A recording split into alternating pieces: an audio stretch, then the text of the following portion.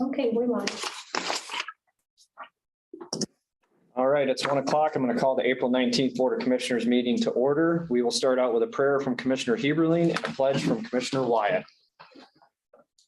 Our Heavenly Father, we thank you for this day. We thank you for the opportunity of meeting as commissioners of our county and making the right decisions for our county and for our community.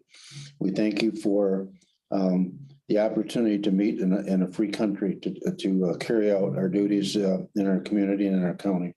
We thank you for this. We ask this in your name. Amen. Amen. Pledge of allegiance to the flag of the United States of America and to the republic for which it stands, one nation, under God, indivisible, with liberty and justice for all.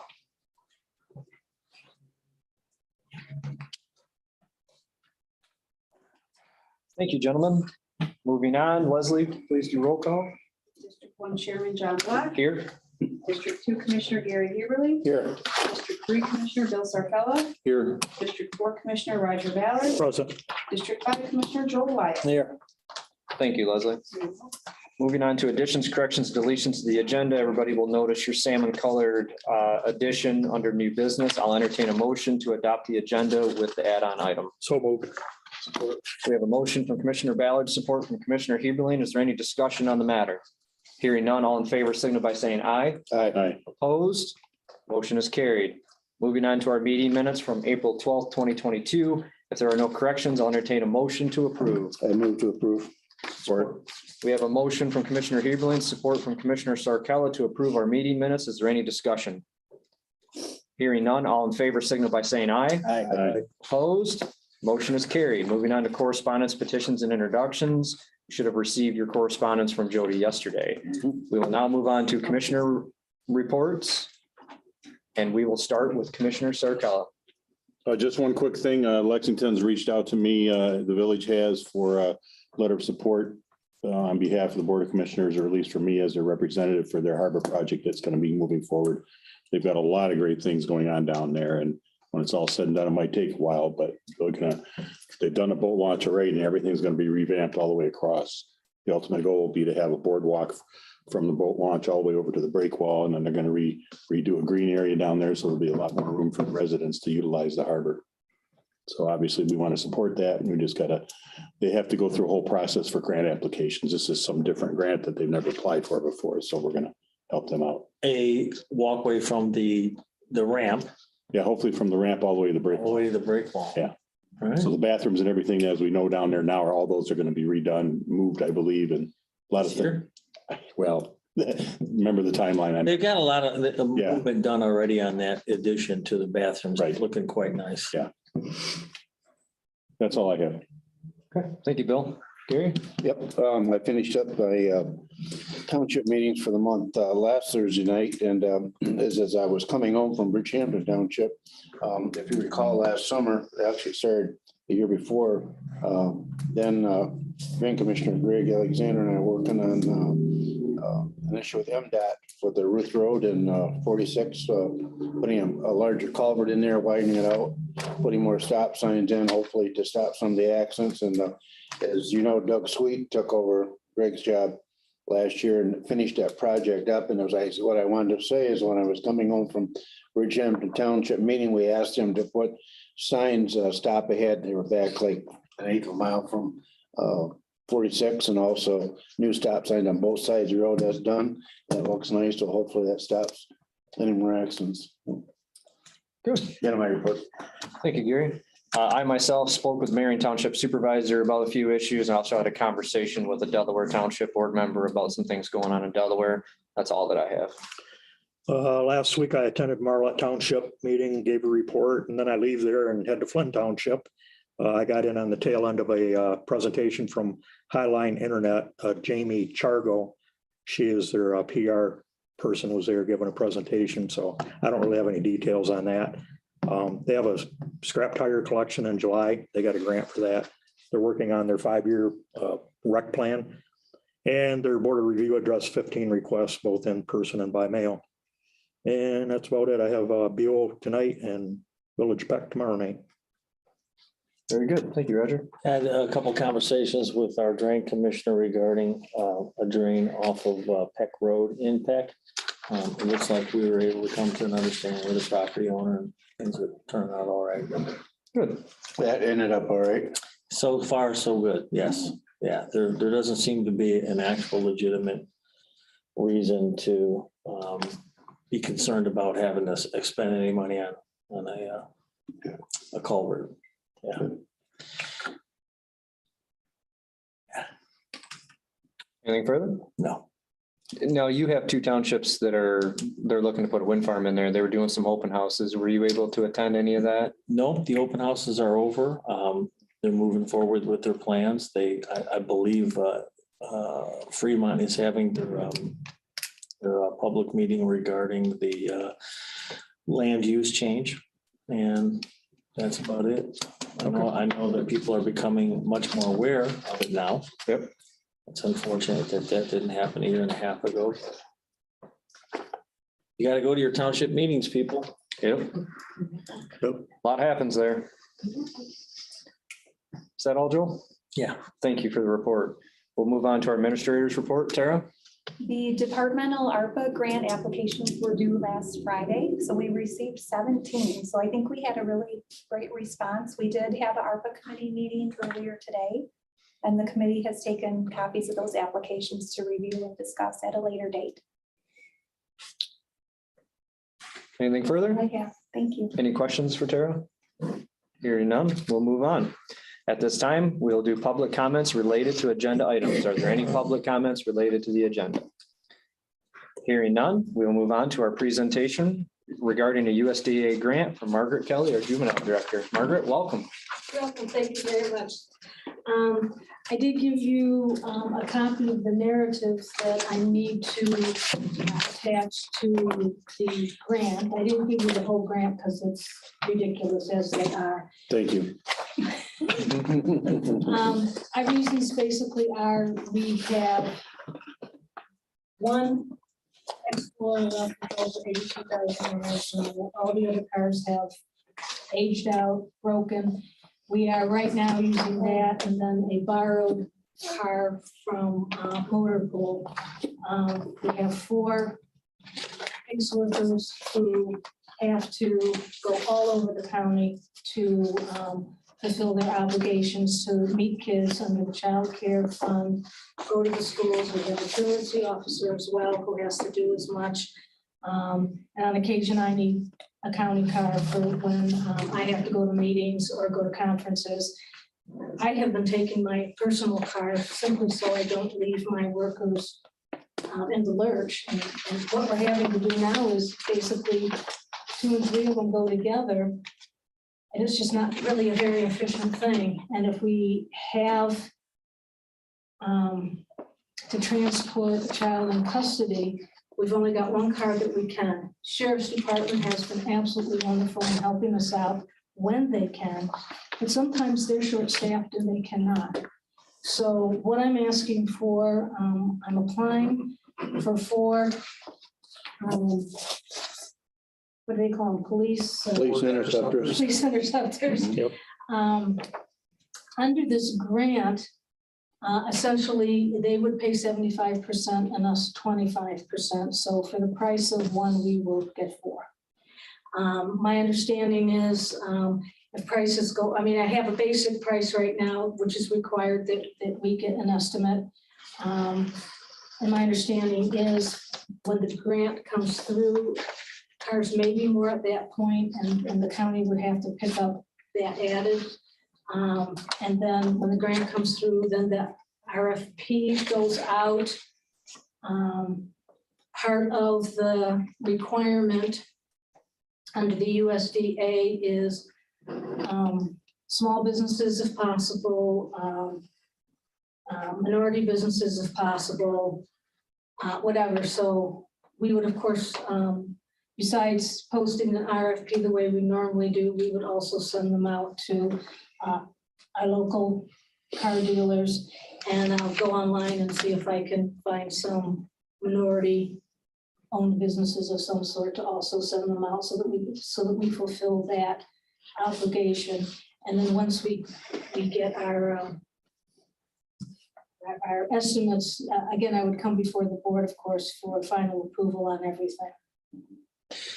So Margaret, what you're looking at here, you're under project 2022 Ford Utility Police Interceptors, that's what you're, Yes, that's what I'm asking. so is there a reason why you're going after a car that high end, like an Interceptor, a police car, Well, rather than maybe a Jeep Cherokee or something? that is one that we know we can get around, and the one that we have is a police No, interceptor. okay. And it actually, because of what we need on it, it doesn't cost as much as the police.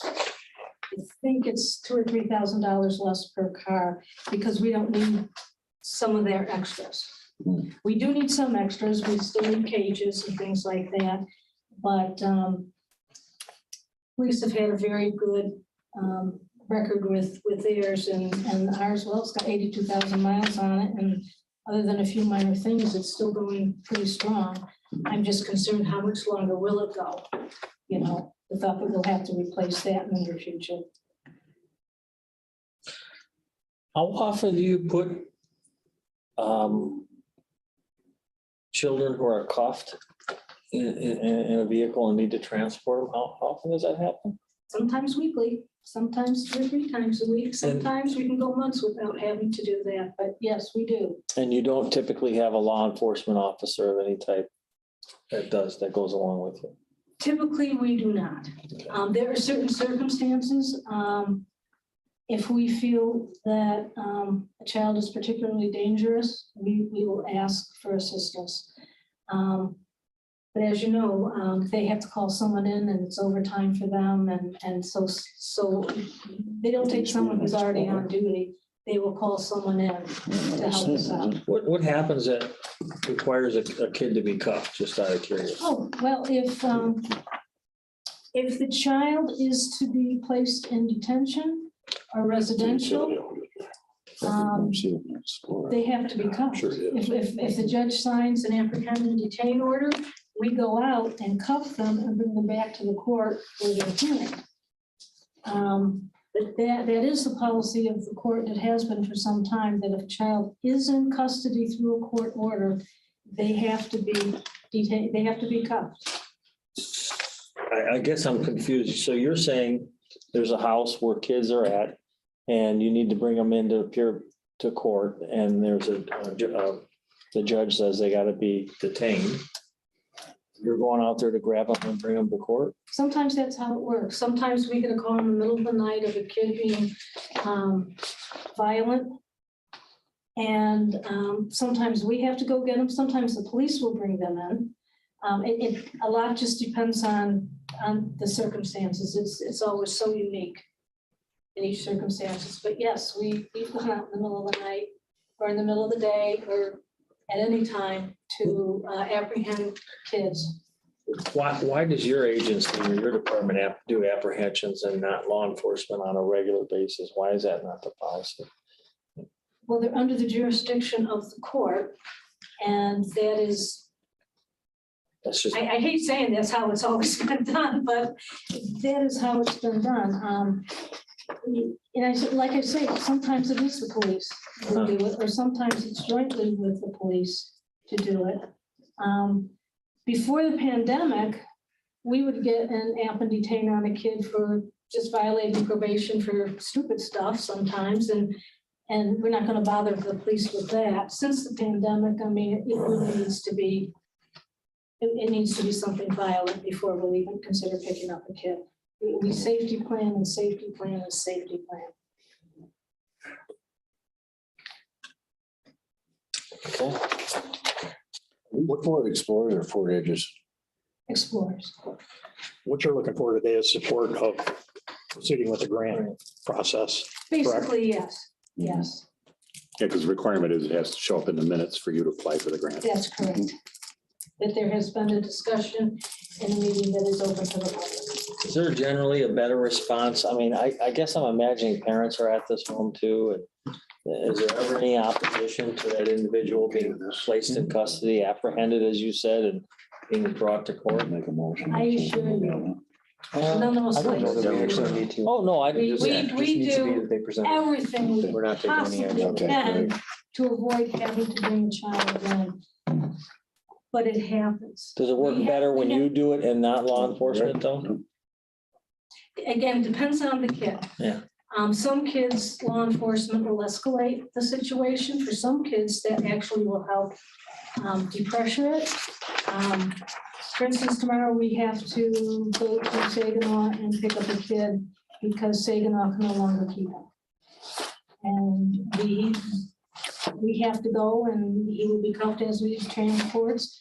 The plan at the moment is that probably he will be released to a parent, so long as we can put safety measures, because there is no detention bed for him. But the final plans haven't been laid out, and of course, ultimately, judge makes the final decision as to how we proceed, but we have to go get it. So you go get him, you cuff him, you put him in the car, you bring him back here, and then you release him to his parents and take the cuffs off, and there you go. Yes, Okay, yes. that sounds, That's mostly for caseworker safety. Margaret, I'm personally okay with this. The only question I have, is there a timing on that grant? How long do you think it'll take? I have no idea. Okay. Nathan Smith has helped me quite a bit because I've never done one of these grants and he has. And he tells me, we just don't know how long. I don't remember how long it took. We did a USDA grant on the 4 Jeep Grand Cherokees and it was It takes a while. quite time consuming.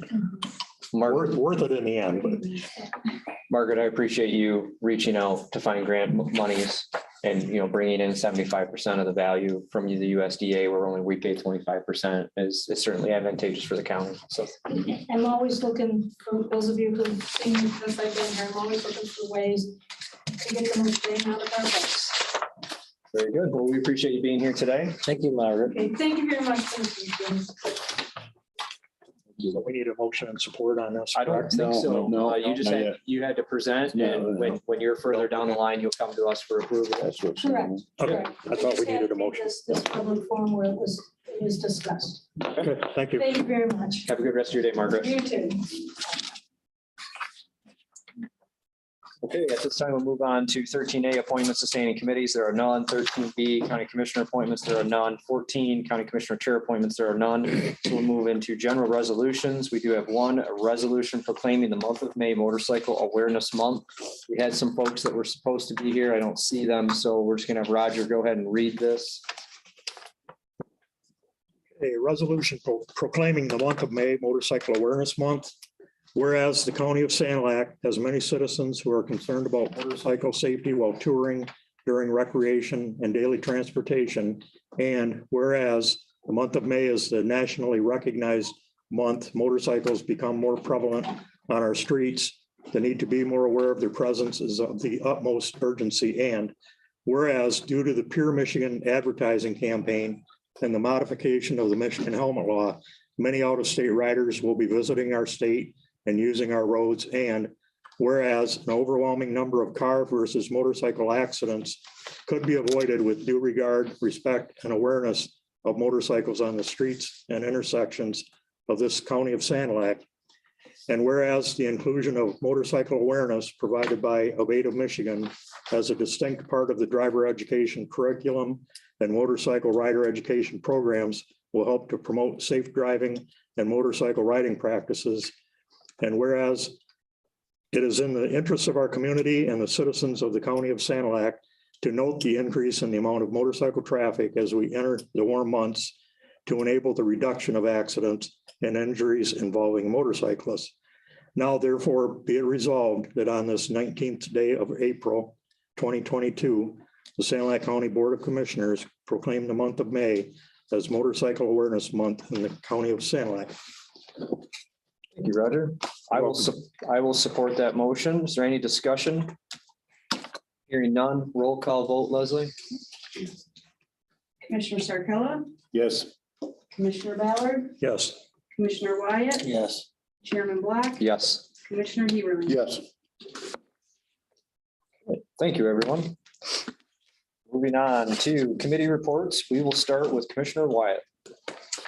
Well, we wouldn't have a personnel committee report, but I think we'll roll that into 18. Sounds good. Thank you. Roger? Parks, we still have openings for 3 seasonal part-time workers. 2 at Evergreen and 1 at Lexington. I renewed the ad in the paper today. I have not received 1 applicant.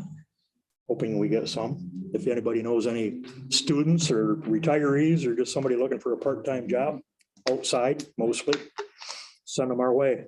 I will be meeting in Lexington tomorrow with contractors that are doing the Lexington Stairway and Boardwalk project at 10 in the morning, and hopefully that'll be underway shortly. That's it. Thank you, Roger. I myself had a health department meeting this morning. I took away 2 items from that meeting that I thought everyone would appreciate hearing.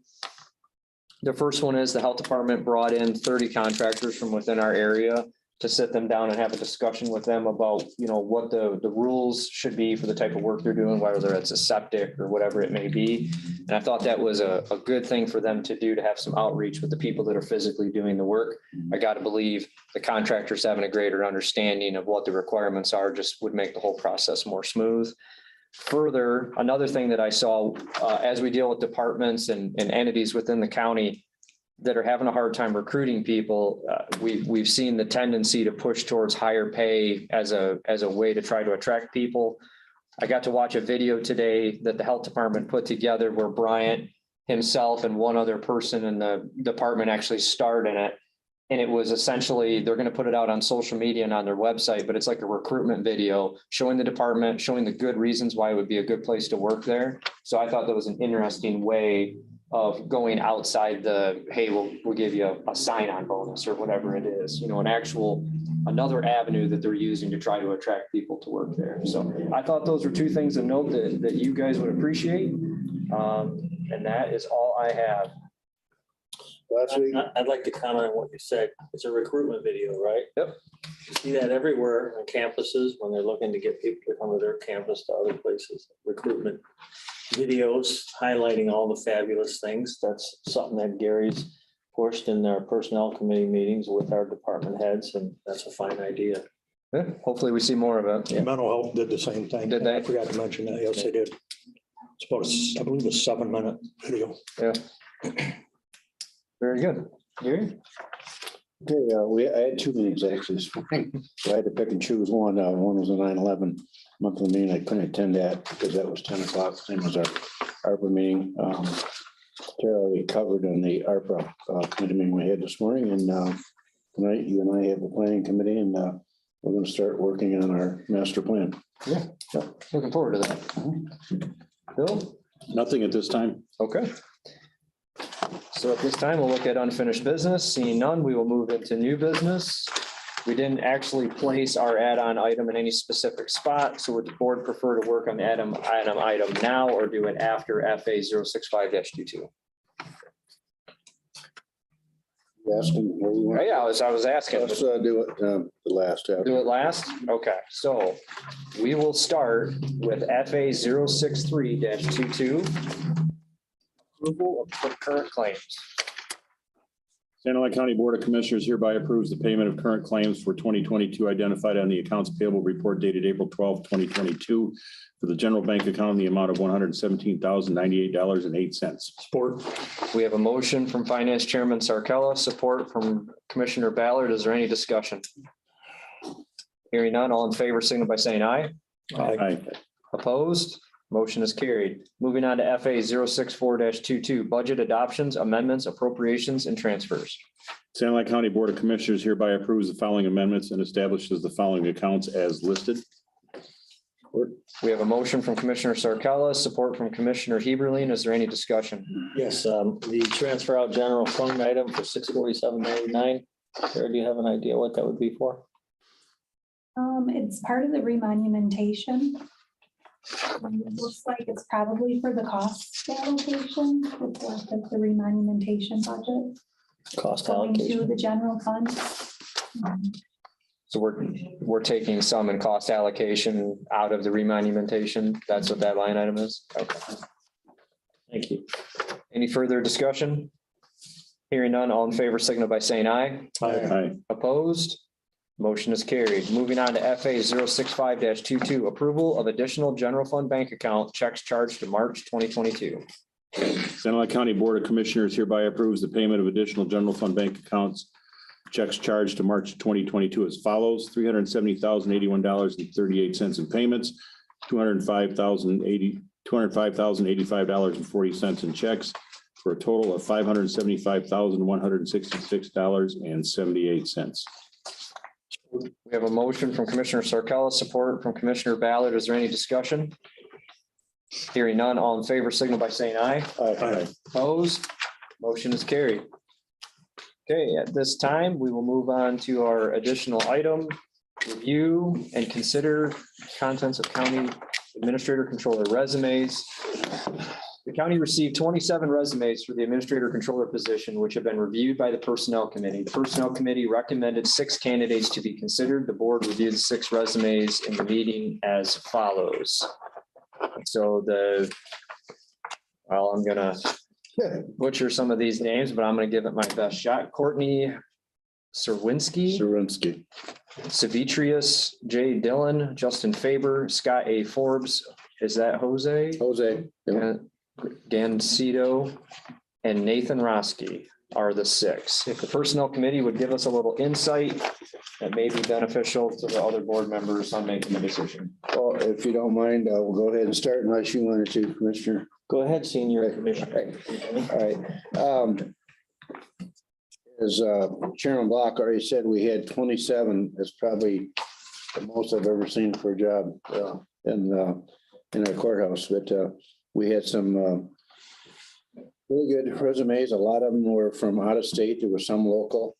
But to cut to the chase, I think we had really good cross-section of people, not only here from the state, but out of state.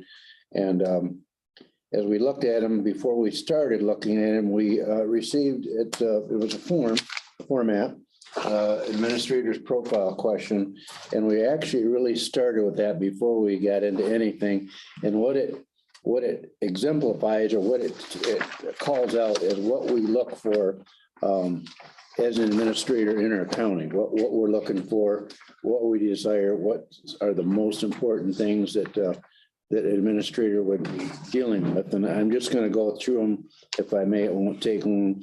And for each characteristic, there was a grade scale of required, desirable, and minor factor. And once we went through that, I think it became very visible what we're looking for and what we needed as a county administrator. And those things that we really felt were required and needed, that we were looking for, is manager experience of number of years, at least 3 years, Michigan government experience, superior written communication skills, superior oral communication skills. Am I going too fast for you, Eric? Effectiveness union relations, effective department head relations, effective employee relations, and the last one, budget experience and expertise. And I think once we zeroed in on what we were looking for, it made it a whole lot easier as we went through each of the resumes. And that's basically how we came up with the 6 that we're bringing to the table this afternoon.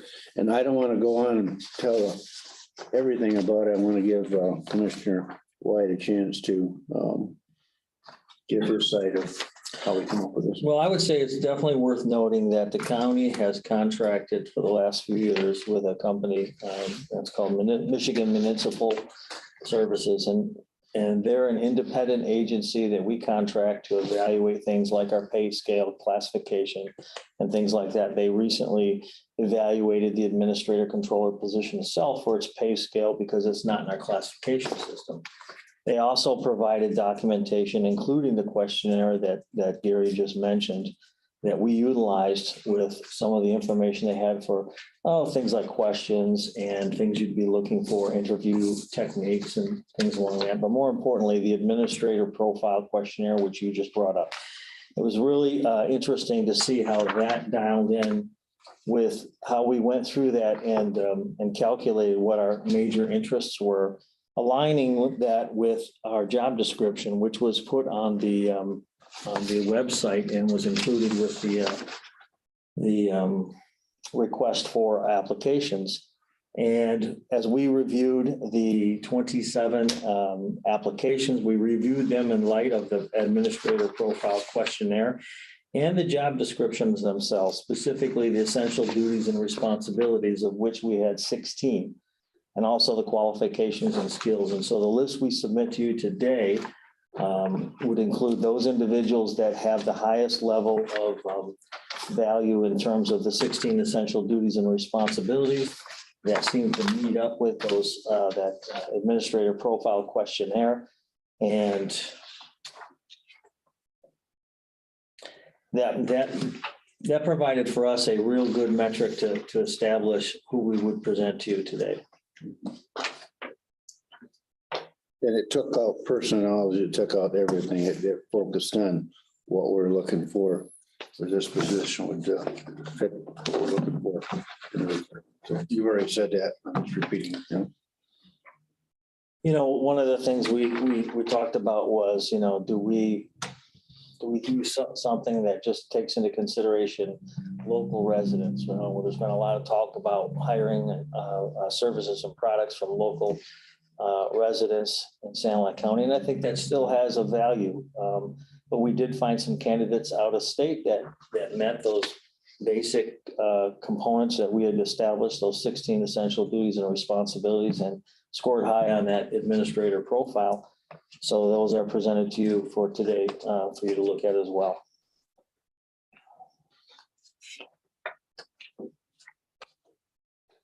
So how many interviewees is the board interested in having? Because essentially we're here today to narrow down 6 to a certain number that we wish to interview.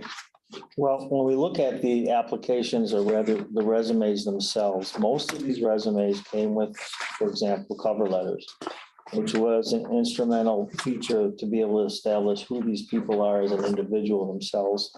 Gives them an opportunity to highlight some of the effective things that they've done in their work career. Most of the 6 had cover letters. I would suggest that we look at these individuals who we would like to explore more in person. Whether that be one individual for an interview or whether that would be all 6 for an interview. I don't believe that we need more than 3. It would be the personnel committee's recommendation that we have 3 or less.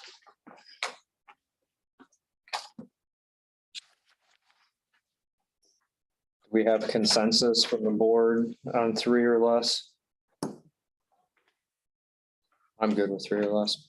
Well, I think Joe and I have looked at these probably more than anybody. We have a general consensus. I think what we'd like, the board to pick, but we're not going to tell the board what to pick. We're bringing these to you. There's one here that is out of state. That person has worked in their own business for a number of years, and it would be a big move. But the person was well qualified, per our grading system.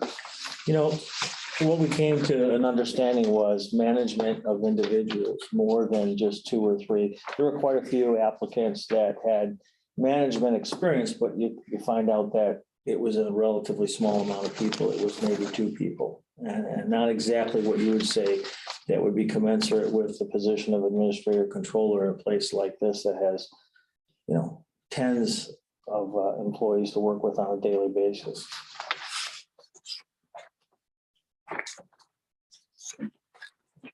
Commissioner Wyatt and I are not here to tell we choose, but I think if you go through, I think you'd somewhat agree with me, Joel, as you go through and sift through these, you quickly see probably a better fit of the top 3. Right? It's worth noting that the administrator that was hired prior to Tara was hired from in-house, was a former elected official, was an elected official at the time they were hired into that position, did not go through a formal application process. My understanding is it didn't reach out with a job being opened and available for all the public to be able to apply for that job. And then after they retired and the position opened up for the current administrator, the process that we're going through now reflects exactly what happened then. Gary, I mentioned you're a senior commissioner. You sat on that board. Would you agree that that was successful? Yeah, very successful. That process, Ned is a very confident administrator controller that has been good for the county for the last 4.5 years. And I think if we follow that process again, as we have, we'll net another competent. It was transparent to everyone, that wanted to attend those reviews. Yeah. Okay, so excellent information from the Personnel Committee. Certainly appreciate the effort of you whittling down 27 to 6. I'm sure that was no easy task. You guys had time into that.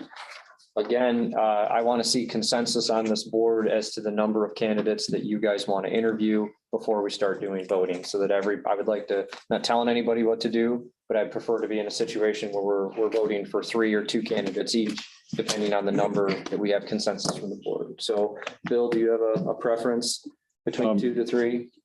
Well, certainly the pool of candidates, when you looked at the history with what they had, a lot of them were on the online or internet applications for jobs. Indeed was, a lot of them came from that. So their resumes were just popping up because they were on there. Whether or not they would be interested in the position would be a question for them. But in the meantime, there's been a lot of, we were able to digest all the other applicants. You guys did a great job narrowing it down to 6, and I would be comfortable with interviewing 2.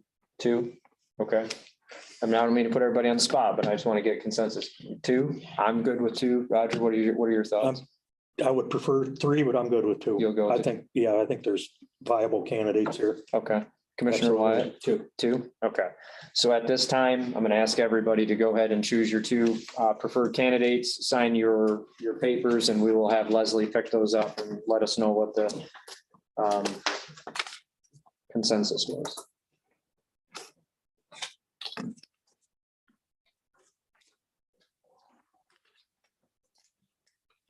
Thank you, Terry. We vote for more than 1. Same person twice? Yeah, we can do that too.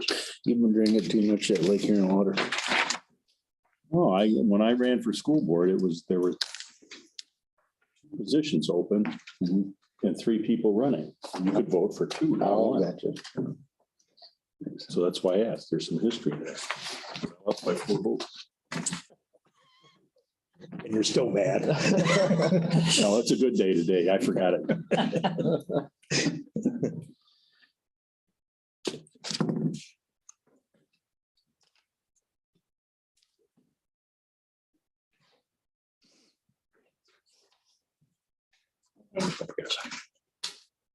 Do you want me to announce Yeah, how it came about? Sure. Okay. So 1 vote for Courtney Serwinski, okay. 4 for Scott A. Forbes, and 5 for Nathan Roski. Okay. Well, it sounds like Scott A. Forbes and Nathan Roski will be the 2 selected to interview. Thank you for You're welcome. handling those ballots. Is there any further discussion about this particular item?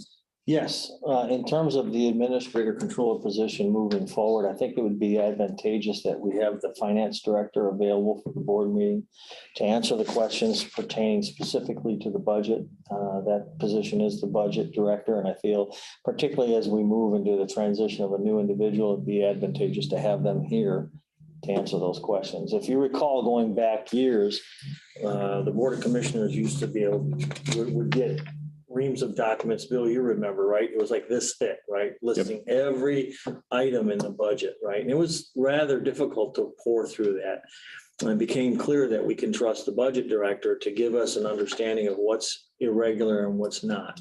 So I think it would be good for us to get into the habit of questioning the budget director, what some of these items are, like transfers in and transfers out. I don't know if you're aware, but there was an item that came up about a transfer that was done in 2020 that was peculiar, to say the least. And I think it's good for us, since the buck stops here, we should ask those questions. So having the finance director here would be a benefit. You're suggesting this for the interview process as we're Well, I'm bringing it up only because it has to do with having a new administrator controller. Typically, we're able to ask Tara and she has a good understanding of what is behind that. But certainly for the new administrator moving forward a month from now, will they be able to answer those same questions? And after all, we do have that paid position that's in charge of the budget. They should be here to answer those questions. I did talk with Christie about that. She thinks it's a fine idea and would be happy to do so. Okay, sounds very reasonable to me. So at this point, Tara, will you be the contact person to reach out to Scott and Nathan about setting up interview times? And we're aiming for May the 2nd at 11 o'clock to start interviews, correct? I believe so. I'll check with Jody. I know. We'll have a Jody's been board involved in secretary that. do it, right? Jody, human resources and all. Right. Yeah. Yeah. And I would also like it if Jody was in on the interviews as well. Okay. Oh, that's a good point. She was involved in all the personnel committee meetings regarding this. Okay, yeah, I would like her to be here and for her input on it as well, so. Yeah. If there's nothing further, I don't feel that we need official action on this. So we will simply move on, but one last time, I'll call for one last comment on this if there are any. Hearing none, we're moving on to general public comments. Are there any general public comments? Hearing none, we are of a closed session related to a attorney-client communication. I will entertain a motion to enter closed session. I'll make that motion in our closed session. Support. We have a motion from Commissioner Heberlein, support from Commissioner Sarcella. I need a roll call vote. Okay. Commissioner Sarcella, Yes. Commissioner Ballard, Yes. Chairman Glock, Yes. Commissioner Wyatt, Yes. Commissioner Heberlein. Yes. Okay, we are in closed session.